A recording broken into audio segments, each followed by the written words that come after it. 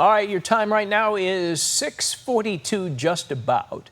One of the rarest military planes in the world is now in display in Sacramento County. That's right, and you can see it now until Sunday. ABC 10's Mark S. Allen is at McClellan Air Park this morning with quite the airplane to check out. Mark. Yeah, good morning. Not just see it, you can actually fly in it. This is my new friend, Rocky. By the way, if you're an aviation geek, you very quickly bond with fellow aviation geeks. Rocky, first of all, thank you for your service. You were a part of our aviation history yourself. Yeah, as I was telling you earlier, I actually am a Navy flight officer, retired, and I got winged just down the road at Mather Air Force Base. Yeah, well, thank you for your service. Behind us, we're looking at a bomber. 15 missions this has taken on. Yes, the B-25 Mitchell you see behind us here is a war veteran. She did fly in the Mediterranean theater up into Yugoslavia, or what was then Yugoslavia during the war. Yeah, take a look at World War II history. So this plane, look at what it's done for our country. And you can actually not just see it, you can also take a ride in it this weekend. Absolutely. The Commemorative Air Force, Air Base Arizona is who we represent.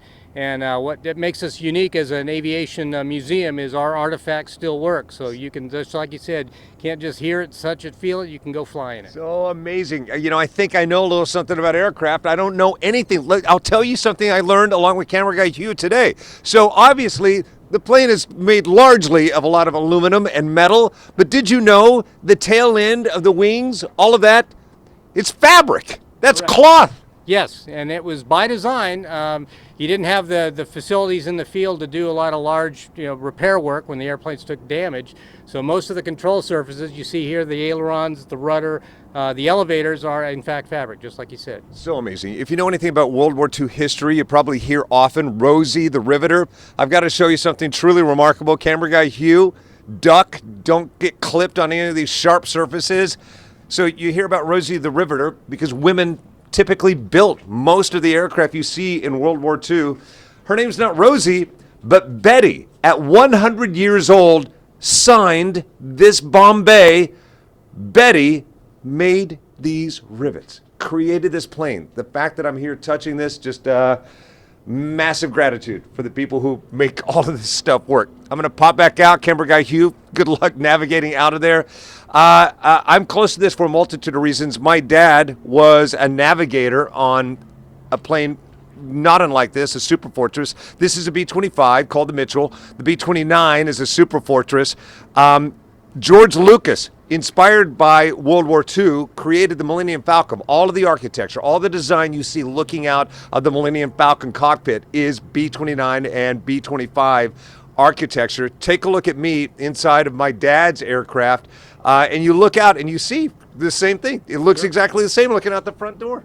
Yeah, I'm not surprised to hear that. And that's one of the reasons we exist. And again, our mission is to honor, educate, and inspire. So that ties in exactly with how we run our business. Yeah, I don't know if you're seeing the video that I sent back, but you actually have to crawl through a tube. You want to talk claustrophobia to get from one end to the other. Absolutely.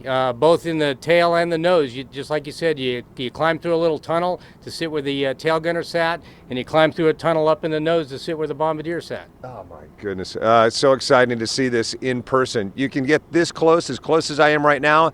And more importantly, if you've ever wanted to fly in one of these, you can. I'm going to link all the information to abc10.com. So there you go. Thank you. And thank you, aircraft, for all you've done. Back to you. So it was Betty the Riveter after all. Yeah. Rosie was probably just a friend. Can you ask Skip there, how did they keep that cloth part of the wing clean? Did they just go around with like shout or something? Yeah, that's a great question. So like you can't tell where the metal ends and the cloth begins. How do you keep that clean? Well, we keep it clean through a lot of volunteer labor. In fact, my compadre Steve standing over there, he's done yeoman's work. Thanks, Steve! Yeoman's work keeping the airplane looking as pretty as she does. It takes a lot of work, and again, we're all volunteers. So we're doing this because we love airplanes, we love being around them, and we especially like the people that are involved in aircraft as well. Awesome. There you go. All right, good to know. Steve the cleaner. Yeah. It's like calling the reliever in from the bullpen. Let's get Steve in here to get that wing cleaned up. That really did look like the inside of the Millennium Falcon Beautiful. for a second. That was really cool. Mark, thank you for that tour, and I'm glad you had a chance. And your dad, thank him for his service, absolutely. obviously, as well. All right, thank you all. It's a beautiful plane. McClellan Air Park. Check it out.